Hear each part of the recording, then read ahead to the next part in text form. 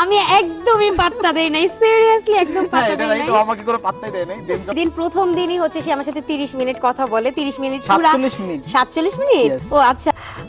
প্রথম হচ্ছে আমাদের দেখা হয় রাজদীপর জন্মদিনে, সেদিনই ছিল আমাদের প্রথম দেখা। তো সেদিন আমাকে বলেছিল আপনি কি তৃষ্ণা?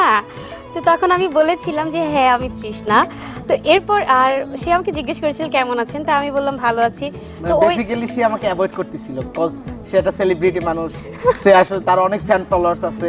সো ও ভাবতেছে যে এরকম তো আসেই, অনেকেই কথা বলতেছে, সো ও আমাকে ডিরেক্ট ইগনোর। সো আমি আসলে অনেক কিছু বলতে চাইছিলাম, কারণ ওকে আমি আসলে অনেক দিন ধরে চিনি, প্রশংসা শুনেছি, এবং ওকে আমি অনেক আগে থেকে ফলো করতাম। ওর কেক, ও কিন্তু বেসিক্যালি কেক কাউন্টারের ওনার, ওর কেকগুলো এত মজা ছিল। সো ওর কেক আমি খেয়েছি, সো ওর পর থেকে ওর ফ্যান। বাট আমি আসলে ওকে দেখার এবং ওর সাথে কথা বলার অনেক ইচ্ছা ছিল, বাট কখনো আসলে হয়ে ওঠেনি এইভাবে। বাট তারপর একটা বলো। হ্যাঁ, তারপর হচ্ছে গিয়ে আমাদের প্রথম দেখা হয়। আমি হচ্ছে ডক্টর বাসুদেব কুমার সাহা স্যারের কাছ থেকে আমার নাক অপারেশন করি। তো স্যারের সাথে আমার বন্ডিংটা খুবই ভালো, স্যারের ফুল ফ্যামিলির সাথে, আর আমি তাদেরকে অনেক রেসপেক্ট করি। তো তাদের সাথে এত ভালো কমিউনিকেশন আমার হয়ে গিয়েছিল। স্যার হচ্ছে পেশেন্ট ফলো আপে আমাদের বাসায় আসে। তো আসার সময় এই ব্যক্তিকে হচ্ছে নিয়ে আসে। নিয়ে আসার পরে যেটা হয়েছিল, ওই দিন কোনো কথা হয় না, আমি তো টোটালি ইগনোর, মানে ইগনোর বলতে একদমই ইগনোর। তো তারপরে হচ্ছে সেদিনও কোনো কথাবার্তা কিছুই না। তারপরে পেশেন্ট ফলো আপ শেষ হওয়ার পরে সে তো চলে গেছে। চলে যাওয়ার পরে অলমোস্ট 8 থেকে 9 মাস পরে সে আমাকে ফ্রেন্ড রিকোয়েস্ট দেয়। অ্যান্ড ফ্রেন্ড রিকোয়েস্ট দেওয়ার পরে আমি তার সাথে টোটালি কোনো কথা বলি না। এবং তারপর 6 মাস পরে মনে হয়, তাই না? হ্যাঁ, 6 মাস পরে গিয়ে আমি তাকে নক করি। আমার আইফোনের ব্যাটারি হেলথ দেখলাম কি 95 থেকে ধাপ করে 91-তে চলে আসছে। এখন আমি এত টেনশনে পড়ছি, মানে আমি টেনশনে মানে পুরো শেষ। তখন আমার মনে হলো কি আমাদের বাসায় যে ছেলেটা আসছিল স্যারের সাথে, ওই ছেলেটারও সেম মডেল, আমার 15 প্রো ম্যাক্স, ওরও 15 প্রো ম্যাক্স। তো ও আবার আমার চার্জার দিয়ে ওর ফোনটা চার্জ করছে। তো আমার কাছে মনে হলো যে না, আমি ওকে আমার ফেসবুক থেকে খুঁজে খুঁজে বের করি। তো তখন আমি ওকে আমার আইডিতে ঢুকে, ফ্রেন্ড লিস্টে ঢুকে খুঁজে তারপর বের করি। অ্যান্ড তাকে তখন আমি নক করি যে হাই কেমন আছেন, একটা হেল্প দরকার ছিল। তখন হচ্ছে গিয়ে সে বললো যে কি হেল্প। এর মধ্যে ঢুকি, ওর যখন আমি মেসেজটা পাই, আই ওয়াজ লাইক অনেক বেশি সারপ্রাইজড হয়েছি যে তৃষ্ণা, যাকে আমি এতদিন ধরে ফলো করি, যার এত প্রশংসা শুনছি, তার সাথে 1 মিনিট কথা বলতে চাই।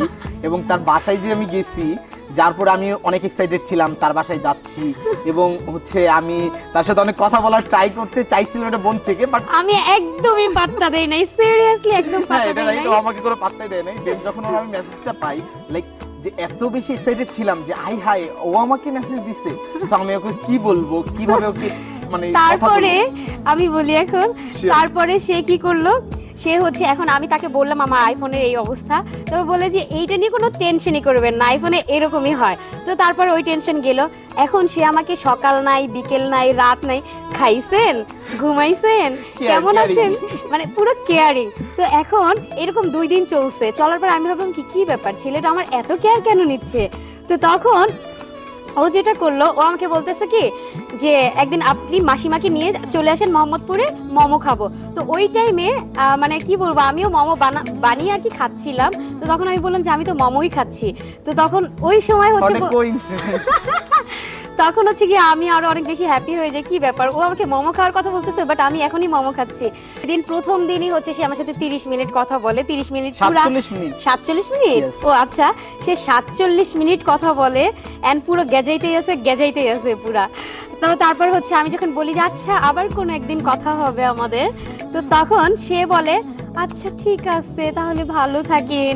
তারপর কি বলো, দেন আমি আমার বুকের হাড়টা ভেঙে 100 টুকরা হয়ে গেছে। দেন আমি আমার একটা কাজিন ছিল সৌরভ দাদা, সো ওনাকে আমি বলতেছিলাম ভাই আমি ওকে তো আসলে অনেক দিন ধরে ফলো করি, সো ওর সাথে কথা বলার অনেক সুযোগ খুঁজি, বাট আমি তোকে সেই সুযোগটা পাই না।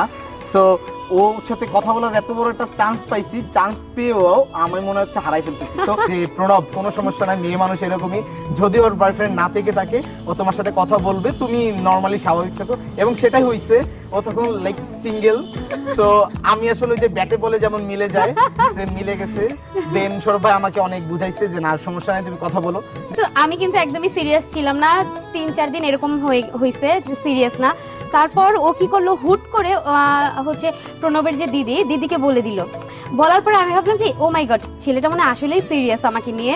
তো এই যখন বিষয়টা হলো, ফ্যামিলি টু ফ্যামিলি হয়ে যাচ্ছে, তখন আমি কি করলাম, বেসিক্যালি তো বাসুদেব স্যারের মাধ্যমে আমার ওকে চেনা। তো তখন আমি কি করছি, স্যারের যে ওয়াইফ অদিতি ম্যামকে আমি নক করি অ্যান্ড ম্যামকে আমি জানাই যে আমি আপনাকে অনেকদিন ধরে একটা কথা বলতে চাই।